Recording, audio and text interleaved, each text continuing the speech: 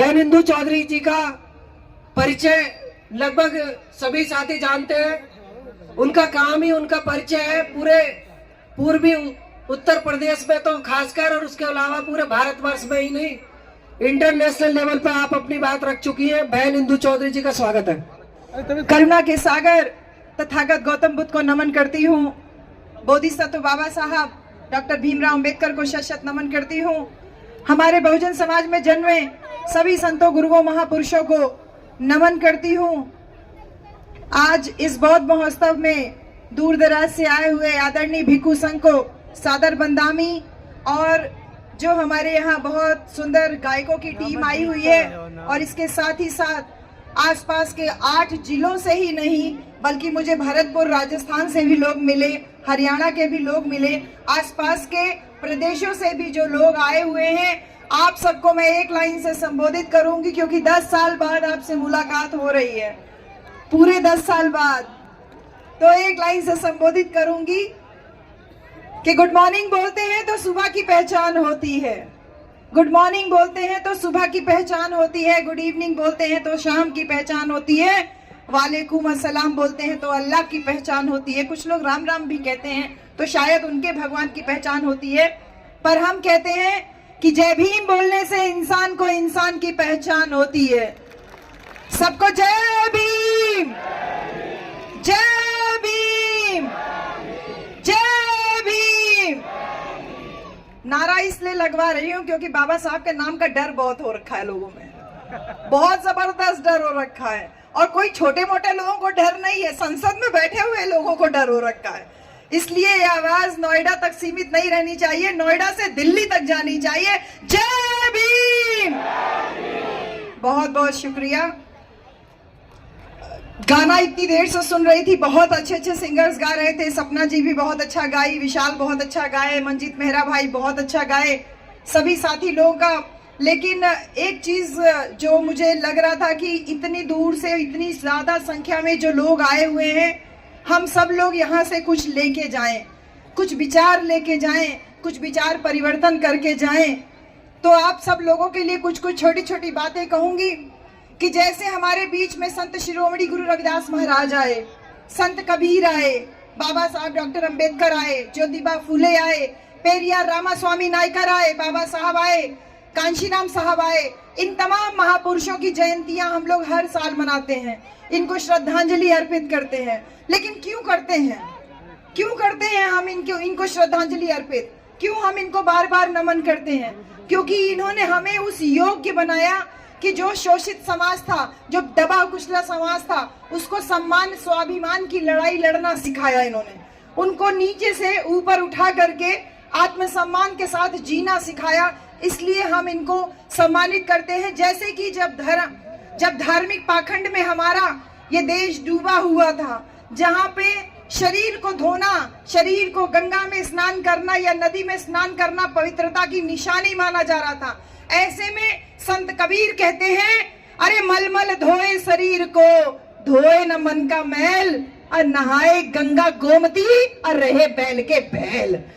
ये संत कबीर दास जी कह रहे हैं। जब देश पाखंड में डूबा हुआ था, ऐसे में जिसने कभी औपचारिक शिक्षा नहीं ग्रहण की, कभी स्कूल नहीं गए, उन्होंने कहा कि अरे शरीर को धोने से क्या होगा, ये मन तो तेरा मैला ही है, तो चाहे कहीं भी नहा ले, तेरा मन गंदा है तो तू हमेशा गंदा ही रहेगा, तू कभी उच्च नहीं हो सकता। इसी प्रकार संत शिरोमणि गुरु रविदास महाराज अपनी बातों से, तमाम बातें जो हम लोगों के बीच में बातें कही, उसमें सबसे बड़ा प्रहार जाति व्यवस्था के ऊपर किया। जब कहा कि जात जात में जात है, जू केलन को पात, और रविदास मानुष जुड़ न सके जब तक जात में जात। चर्म मांस और रक्त का तन का बना आकार, अरे नजर पसारे देख लो सारा जगत चमार। जब वो कह रहे हैं ये बात कि अरे चमड़ा मांस और रक्त का शरीर बना हुआ है, तो नजर पसार के देखो, हर एक व्यक्ति तो चर्म मांस और रक्त से बना है, हर एक व्यक्ति तो चमार है।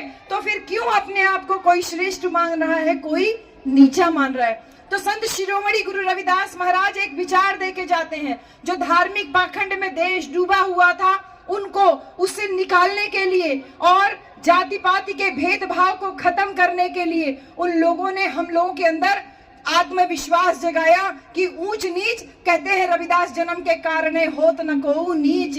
अरे रविदास, ये जाति पाति का रोक करता है मनुष्य को नीच। ये रविदास जन्म के कारण कोई ऊंच नीच नहीं होता, ये तो नीच करती है ओछे कर्म की कीच। जो तुम्हारे गंदे कर्म है, बुरे कर्म है, इससे तुम नीचे बनते हो। तो हमें आत्मविश्वास जगाया, जो सम्मान के हकदार हम थे उस हक को दिलाने का काम हमारे महापुरुषों ने किया, संत लोगों ने किया। जब सामाजिक सम्मान की बात आई तो पेरियार रामास्वामी नायकर, महात्मा ज्योतिबा फूले ने आंदोलन किया। उन्होंने कहा कि हम तुम्हारी बनाई हुई जाति व्यवस्था को नहीं मानते, हम ठोकर मारते हैं। हमने सत्य शोधक समाज बनाया, हमने आत्मसम्मान का मूवमेंट चलाया। पेरियार रामास्वामी नायकर ने आपको हमको सम्मान दिलाने के लिए इस व्यवस्था के खिलाफ मोर्चा लिया। उसके बाद आते हैं बाबा साहब डॉक्टर भीमराव अंबेडकर। बाबा साहब ने भारत का संविधान लिख करके जो महापुरुषों के द्वारा बताया हुआ रास्ता था, उस रास्ते पे चलने के लिए एक बहुत दमदार दस्तावेज हमारे सामने खड़ा कर दिया। क्योंकि ये देखिए कि इस दुनिया क्या, ये कह लीजिए इस भारत देश में राजा राम और सीता राम की लड़ाई चल रही है। और राजा राम सीता राम की लड़ाई कैसे चल रही है, जो हम लोग गांव में एक कहानी के माध्यम से बताते हैं। एक गांव में एक ऊंची बिरादरी का व्यक्ति आकर के रहने लगा। उसने गांव की एक महिला से शादी कर ली, कथा वथा कह करके उसका परिवार चलने लगा, परिवार पालने लगा। फिर उसके बच्चे हो गए, 2 बच्चे हो गए, तो उसका परिवार चलना मुश्किल हो गया। उसने कथा कहने की फ्रीक्वेंसी थी वो जल्दी कर दी कि ज्यादा से ज्यादा कथा कहूं जिससे कि ज्यादा पैसा मिले, मेरा परिवार चलता रहे। फिर उसके बाद जब बच्चे सयाने होने लगे तो उसका खर्चा चलना और मुश्किल हो गया। तो उसने तय किया कि मैं अपने बच्चों को प्रधानी का चुनाव लड़वा देता हूँ। तो उसने अपने दोनों बच्चों को प्रधानी का चुनाव लड़वा दिया और रोजाना गांव वालों के बीच में जाके कहता, अरे ये राजा राम बहुत नालायक है, राजा राम कोई काम नहीं करता, मुझे एक गिलास पानी तक नहीं देता। देखो प्रधानी के चुनाव में सीताराम बढ़िया आदमी हो सकता है। बच्चे उसी के हैं दोनों, लेकिन अपने एक बच्चे के खिलाफ समाज में बोल रहा है। सब कहते हैं हाँ बेटा हो तो सीताराम जैसा, राजा राम जैसा बच्चा नहीं चाहिए। तो इस राजा राम और सीताराम की लड़ाई में सीताराम चुनाव जीत जाता है। अगर मैं आपसे पूछूं तो घी किसके घर की खिचड़ी में गिरा, शासन सत्ता किसके घर की खिचड़ी में आई, किसके घर के हिस्से में आई? उसी आदमी के घर के हिस्से में ना आई। 5 साल तक खाने पीने का इंतजाम बहुत अच्छा हो गया। 5 साल के बाद जब दोबारा प्रधानी का चुनाव आया, उसने फिर दोनों बच्चों को चुनाव में उतार दिया और अब से क्या कहने लगा, देखो सीताराम ने प्रधान रहते हुए ना तो हैंडपंप लगवाया, ना तो किसी को मकान दिलवाया, ना तो कोई सड़क बनवाई, तो कोई काम नहीं किया। सीताराम बहुत बेकार है, अब की बार राजा राम को चुनाव लड़ना चाहिए। जनता भोली भाली थी, जनता ने सोचा सही कह रहा है, तो इस बार राजा राम को चुनाव लड़वा दिया गया, राजा राम को जितवा दिया गया। तो फिर से पूछती हूँ, घी किसके घर की खिचड़ी में गिरा? उसी आदमी के घर की खिचड़ी में गिरा ना, यानी शासन सत्ता तो मेरे ही घर में रह गई। इस राजा राम और सीताराम की लड़ाई में बारी बारी से मलाई वही खा रहा था। और जब कुछ गांव के लोग आते, उससे कहते भैया हमारा मकान बनवा दो, हमारे यहाँ हैंडपंप लगवा दो, तो उसने 2 मोटे मोटे हट्टे कट्टे आदमी तैयार करके रखे थे कि अच्छा तुझे मकान चाहिए। वो लठैतों से उन लोगों को मरवाने पिटवाने का काम करने लगा। यही हमारे भारत देश के साथ में पिछले 75 साल से हो रहा है। हर बार चुनाव से पहले राजा राम आके कहते हैं कि सीताराम गड़बड़ है, सीताराम आकर के कहते हैं राजा राम गड़बड़ है। जनता भोली भाली थी, बारी बारी से राजा राम सीताराम की लड़ाई में पड़ रही थी। लेकिन इस राजा राम और सीताराम की लड़ाई में एक दिन आके कांशी राम खड़ा हो जाता है और कांशी राम कहता है कि बाबा के बच्चों के बगैर इस देश का शासन में चलने नहीं दूंगा। वही बाबा साहब जिन्होंने भारत का संविधान लिख करके आपको हमको एक सम्मानजनक जिंदगी दिया, उस सम्मानजनक जिंदगी को आगे बढ़ाने के लिए मान्यवर कांशी राम साहब आते हैं। वो जनता से सवाल करते हैं कि तुम्हें आगे बढ़ना है? बोलती है जनता हाँ। बोले कैसे आगे बढ़ोगे? बोले बाबा साहब ने रास्ता दिया है। तो बोले रास्ते पे चलते हो? तो बोले कि अरे बाबा साहब तो हमको एक एक्सप्रेस वे बना के दिए, उबड़ खाबड़ रोड नहीं बना के दिए, एक एक्सप्रेस वे बना के दिए भारत के संविधान के रूप में। जनता बोली अरे हम लोग गरीब हैं, एक्सप्रेस वे पे कैसे चलेंगे, हम लोग तो खेत में पगडंडी में रहने वाले हैं। कांशी राम साहब आके कहते हैं अरे तुम गरीब नहीं हो, तुम्हारे पास वोट की ताकत है, ताकत का एहसास कराते हैं। और जब उत्तर प्रदेश में 4-4 बार मुख्यमंत्री बनाते हैं तो इस बात का एहसास कराते हैं कि तुम अपनी शक्ति से, अपनी संख्या के बल से, अपने वोट की ताकत से शासक बन सकते हो। साहब कांशी राम ने जो सम्मान का मूवमेंट चलाया, ये सम्मान की लड़ाई लगातार बहन कुमारी मायावती जी के नेतृत्व में चल रही है। लेकिन इस बात को ध्यान रहे कि जब जब समाज महापुरुषों के नाम पे या महापुरुषों के बताए हुए रास्ते पे चलता है, तब तब समाज आगे बढ़ता है। अगर हम बात करें तो ये इतिहास रहा है, मानव का इतिहास, मानव सभ्यता का इतिहास रहा है कि हजारों संस्थाएं, हजारों जो विचार हैं वो समाज को रेगुलेट करने के लिए, समाज को नियंत्रित करने के लिए बनाई जाती है। जैसे कि वो विचार बारी बारी से आते हैं, कोई आए, कोई नया कथावाचक आया, उसने नया विचार दिया, लेकिन समय के साथ वो सारे विचार विलुप्त हो जाते हैं। जो नहीं विलुप्त होता है वो यही है, वो है धर्म और पूंजी। धर्म और पूंजी दोनों एक साथ चल रही है। किस तरीके से एक साथ चल रही है? जितने भी आडंबर, पाखंडवादी, दकियानूसी परंपराएं हैं, ये सब पूंजी को बटोरने के लिए चल रहे हैं। मैंने तमाम कथावाचकों को देखा है, वो कहते हैं सब मोह माया है, बहन जी कहते हैं सब मोह माया है, और खुद बड़ी बड़ी गाड़ियों में घूमते हैं। कहते हैं रुपया पैसा मोह माया है, और खुद घर में पैसों का अंबार लगाए हुए। बच्चों से कहते हैं मोह माया है, और घरों में देखिए तो एक से एक लग्जरी चीज उनको मिलती है। तो ये धर्म जो है ना, इसके ऊपर सीधा प्रहार करते हैं तो लोगों की भावनाएं आहत होने लगती है, क्योंकि धर्म विश्वास की चीज है। विश्वास से आस्था बनती है, आस्था से भावना बनती है, और उसी भावना से मनोवृत्ति बनती है। जो बुद्ध की पहली कथा, जो आपके यहाँ पे बगल में पहला बोर्ड के बाद, बाबा साहब के बोर्ड के बाद जो दूसरा बोर्ड लगा है, मन ही प्रधान है।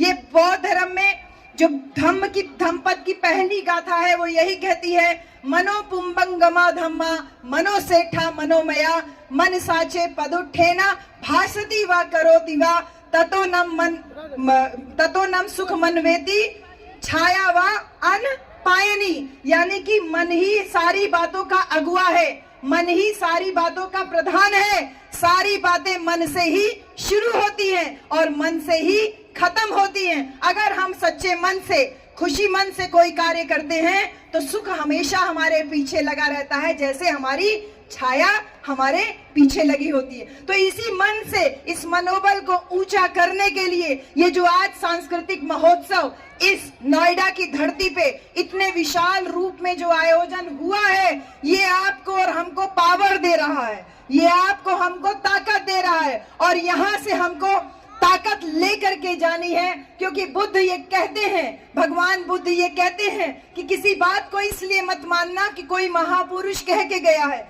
किसी बात को इसलिए भी मत मानना कि कोई पढ़ा लिखा व्यक्ति कह रहा है, किसी बात को इसलिए भी मत मानना कि सदियों से परंपरा चली आ रही है। जैसे बहन जी, पिछली बार जब 10 साल पहले आपके यहाँ आई थी तब भी मैंने आपसे एक बात कही थी, लेकिन आज तमाम नए लोग यहाँ पर नजर आ रहे हैं, तो फिर वही बात कह रही हूँ कि जो सदियों से परंपरा चली आ रही है, स्पेशली हम औरतों के लिए, हम लोगों को तर्कपूर्ण तरीके से इन सारी बातों को सोचना है कि जब हमारी शादी होती है तो सिंदूर केवल औरतों को क्यों लगाया जाता है, आदमियों को क्यों नहीं लगाया जाता।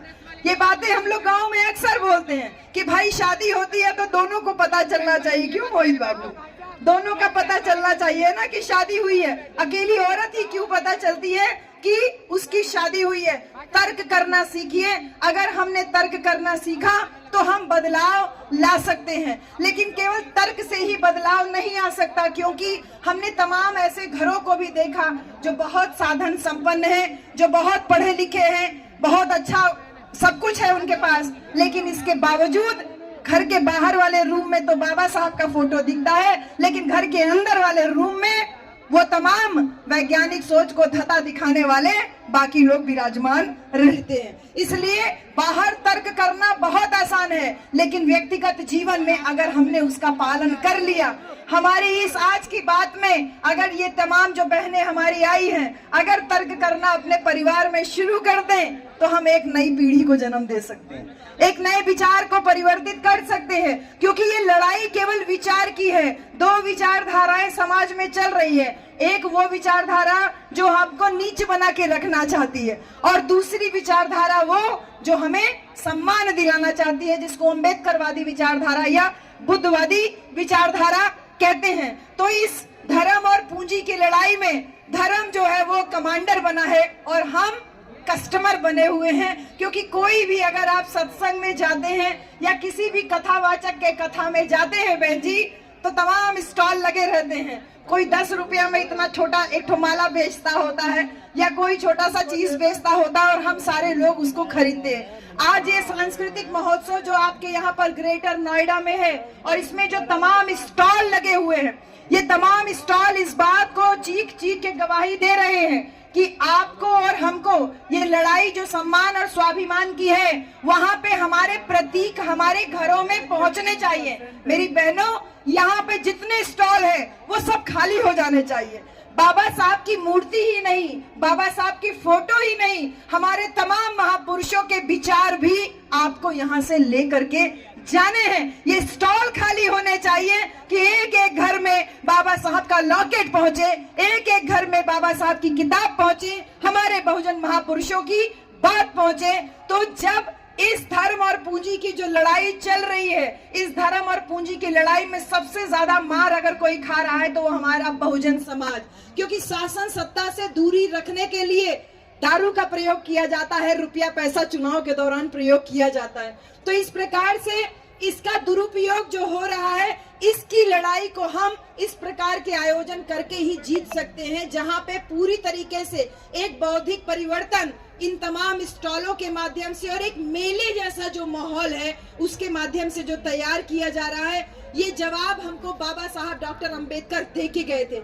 इस लड़ाई में, इस धर्म और पूंजी की लड़ाई में अगर कोई विकल्प है तो बाबा साहब की विचारधारा। क्योंकि बाबा साहब ने जो धार्मिक सांस्कृतिक आंदोलन को जो प्रशस्त किया, आगे किया, उसको हमें रिवाइव करने की जरूरत है, लेकिन बहुत सावधानी पूर्वक।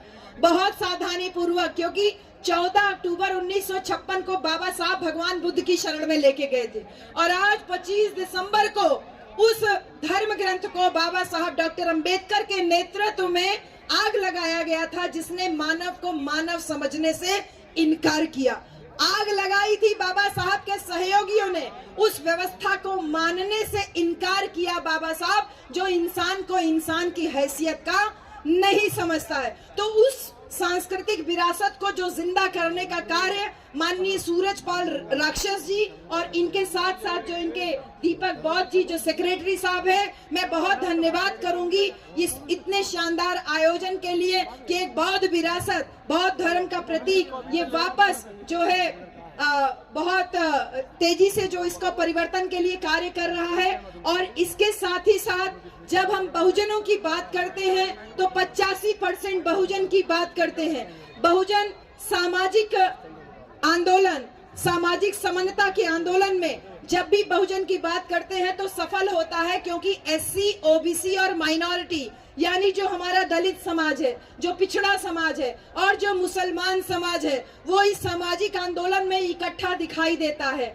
जब 85% बहुजन की बात करते हैं और राजनीतिक आंदोलन जो मान्यवर कांशीराम साहब और बहन कुमारी मायावती जी के नेतृत्व में आगे बढ़ता है, तब भी दलित, पिछड़ा और मुसलमान साथ होते हैं और हम उत्तर प्रदेश में 4-4 बार मुख्यमंत्री बनते हैं। लेकिन जब यही बहुजन समाज बहुजन सांस्कृतिक आंदोलन की बात करता है तो उसमें 20% मुसलमान पहले ही किनारे हो जाता है और जो 50% पिछड़ा समाज है वो चुपचाप कहीं किनारे खड़ा होता है या खुद ही उसके खिलाफत में होता है। तो भाइयों, मेरी प्यारी बहनों, ये लड़ाई एक जाति की लड़ाई नहीं है। बहुत सारे लोग ग्रेट चमार बनाए हुए समाज के बीच में फिर रहे हैं। ये लड़ाई चमार धोबी पासी बनाने की लड़ाई नहीं है, ये लड़ाई बहुजन समाज को शासक कौम बनाने की है। और जिस प्रकार से ये जो आज मेला का आयोजन हुआ है और तमाम स्टॉल जो लगे हैं,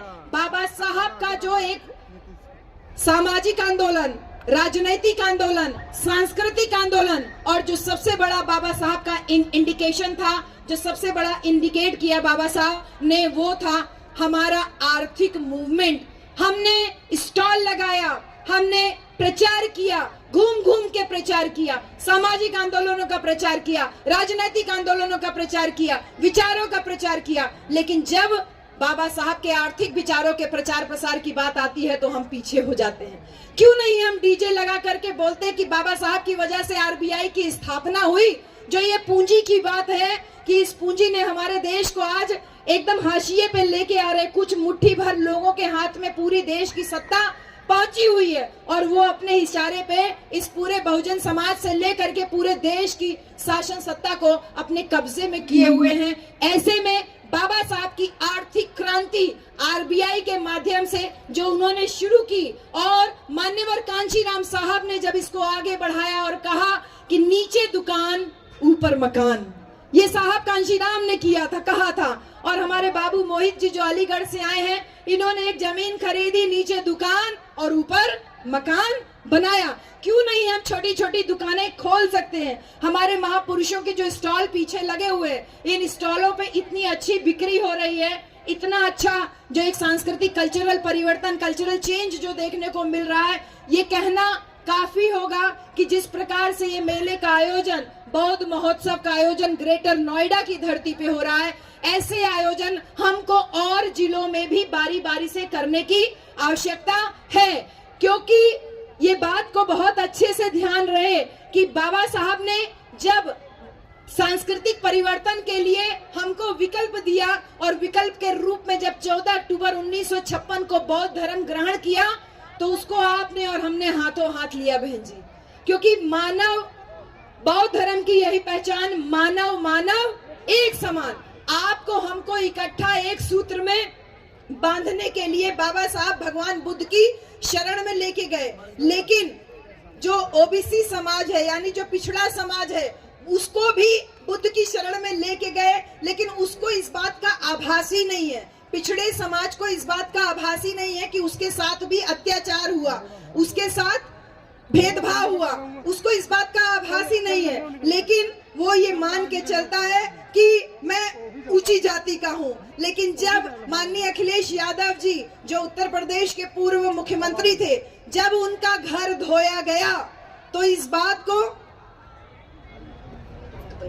जब उनका घर धोया गया तो इस बात को लोगों को समझ में आया कि तुमने जिले के नाम चेंज किए, संभल जिले का नाम चेंज किया, रविदास नगर जिले का नाम चेंज किया, तमाम बहुजन महापुरुषों पंचशील नगर हापुड़ का नाम चेंज किया, तमाम जो जिलों के नाम तुमने चेंज किए। जब तुम्हारा घर धोया गया तो तुमको पता चला कि तुम भी नीच समझे जा रहे हो, शूद्र समझे जा रहे हो, छोटा समझे जा रहे हो। इसलिए मेरा आह्वान है कि वो तमाम ओबीसी के लोग जो आज हम लोगों के मंच पे वक्ता बने हुए हैं, नेता बने हुए हैं, लेकिन जब चुनाव आता है तो अपनी जाति के नेताओं के साथ हेलीकॉप्टर में बैठ के घूमते हुए नजर आते हैं। थोड़ा सावधान रहने की जरूरत है और बाबा साहब डॉक्टर अंबेडकर को संपूर्ण रूप में जानने की जरूरत है। संपूर्णता बोले तो हमें चाहिए फुल इज्जत, मुझे चाहिए फुल इज्जत। बाबा साहब डॉक्टर अंबेडकर हमको फुल इज्जत दिलाए, चाहे धर्म के माध्यम से हो,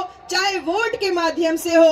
और आज जब राजनीतिक अधिकार लेने की बात आती है तो बाबा साहब का नाम आता है, सांस्कृतिक अधिकार की बात आती है तो भी बाबा साहब का नाम आता है, और जब बहुजन समाज को शासन सत्ता पर पहुंचाने की बात आती है तो भी बाबा साहब और मान्यवर कांशीराम साहब का नाम आता है। लेकिन इस बात को ध्यान रहे कि ऐतिहासिक रूप से कुछ लोगों की गलती की वजह से ये बहुजन समाज जो बाबा साहब के नाम को एक लेकर के मजबूती के साथ आगे बढ़ रहा है, उसका ये रिजल्ट है। बहन कुमारी मायावती जो 4 बार उत्तर प्रदेश में मुख्यमंत्री बनी, आज उसका ये परिणाम है। ये जो बहुजन समाज आज एक बड़ी सी संख्या में यहाँ दिखाई दे रहा है, अपने महापुरुषों के नाम पे बौद्ध महोत्सव में जो आज इकट्ठा हुआ है, उसका ये परिणाम है कि सड़क से लेकर के संसद तक केवल अंबेडकर अंबेडकर अंबेडकर अंबेडकर अंबेडकर अंबेडकर अंबेडकर नजर आ रहे हैं।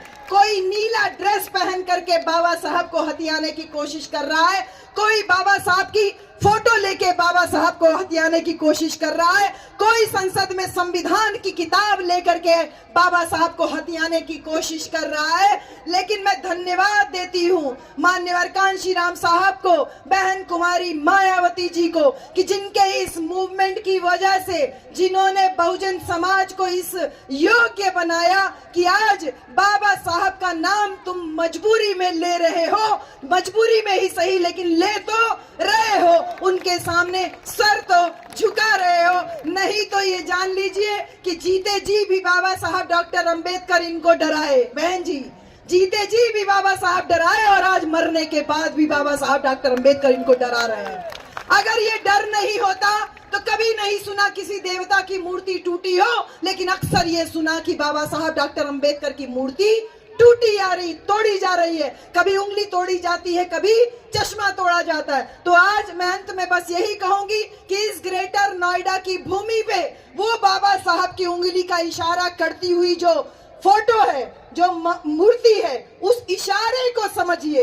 अरे ग्रेटर नोएडा से दिल्ली दूर नहीं है, वो उंगली का इशारा संसद के ऊपर कब्जा करने की तरफ जाता है। और यही दिल्ली, जो कि ये नोएडा, ग्रेटर नोएडा, जब दिल्ली से एंटर करिए तो बाप भगवान बुद्ध की बड़ी सी मूर्ति लगी हुई है और लिखा है उसमें वेलकम टू गौतम बुद्ध नगर। तो ये बहुजन विचारधारा को मजबूत करने का जो कार्य बहन कुमारी मायावती जी ने गौतम बुद्ध नगर बना के, गौतम बुद्ध यूनिवर्सिटी बना के, मान्यवर कांशीराम अस्पताल बना के, युवा बच्चों के लिए स्कॉलरशिप और युवा बच्चों के लिए छात्रावास बना के जो आंदोलन शुरू किया, ये बहुजन समाज की आज जिम्मेदारी है कि इस आंदोलन को आगे लेकर के जाए। और 2027 में बहन जी, पश्चिम के लोगों से शिकायत है, पूरब के लोगों ने मिशन को अभी तक थाम के रखा है। पश्चिम के लोगों, आप लोग इधर उधर बहकिए नहीं। आप लोगों को कोई मूंछों पे ताव देके, कोई ग्रेट चमार बोल के बहका रहा है। आपको बहकावे में आने की जरूरत नहीं है। आज बहन कुमारी मायावती जी ने साफ तौर पे कह दिया कि बाबा साहब डॉक्टर अंबेडकर हमारे भगवान हैं। उन्होंने ये नहीं कहा कि भगवान जैसे हैं या भगवान की तरह हैं। इस इशारे को समझिए कि अगर तुमने अंबेडकरवाद की राह छोड़ी तो हम बिखर के रह जाएंगे, और बिखरे हुए अंगूरों की कोई कीमत नहीं होती। जो गुच्छे में लगे अंगूर होते हैं उन्हीं की कीमत होती है। मैं बहुत धन्यवाद करती हूँ कि इस बिखरे हुए समाज को इतने अंगूरों में, अंगूर के गुच्छों की तरह पिरोने का कार्य किया। मोतियों की माला बनाने का जो प्रयास इस बौद्ध महोत्सव के माध्यम से, ये जो पूरी टीम दिख रही है, जिसमें नौजवान साथी भी हैं, वरिष्ठ साथी भी हैं, भाई सूरजपाल राक्षस जी के नेतृत्व में, इनके संरक्षण में जो ये टीम काम कर रही है, ये टीम निश्चित रूप से आने वाले समय में नए परिवर्तन लेके आएगी। मेरे प्यारे बच्चों, आप जब बुलाओगे आपकी ये बहन, आपकी बेटी आपके बीच में यहाँ मौजूद रहेगी। बहन जी का जब ऐसे सर पे हाथ पड़ा था ना मेरे बच्चों, ये जान लो, बहन जी का जब पैर छुआ हमने, बहन जी ने जब सर पे ऐसे हाथ रखा तो उन्होंने इस बात को, मतलब मुझे ऐसा लगा कि मैंने जीते जागते अपने महापुरुष के दर्शन किए। और वो हाथ केवल मेरे ऊपर नहीं है, वो हाथ हम सारे लोगों के ऊपर है। और बहन जी ने अभी 30 नवंबर को जब मुलाकात हुई तब भी उन्होंने इस बात को कहा कि मेरे प्यारे बच्चों, अच्छा कार्य करते रहो, अच्छा कार्य करते रहो। महापुरुषों की राह में भी तमाम बाधाएं आई, लेकिन वो पीछे नहीं हटे। तो तुम क्यों पीछे हट जा रहे हो? अरे कोई नेता तुम्हारे बीच में पहुंचे या ना पहुंचे, विचारधारा तो है ना तुम्हारे पास। इस मजबूत विचारधारा के सारथी बनो, आगे बढ़ो, जैसे हमारे भाई सूरजपाल राक्षस जी और इनकी टीम बन रही है। मैं बहुत धन्यवाद देती हूँ पूरी टीम को। यहाँ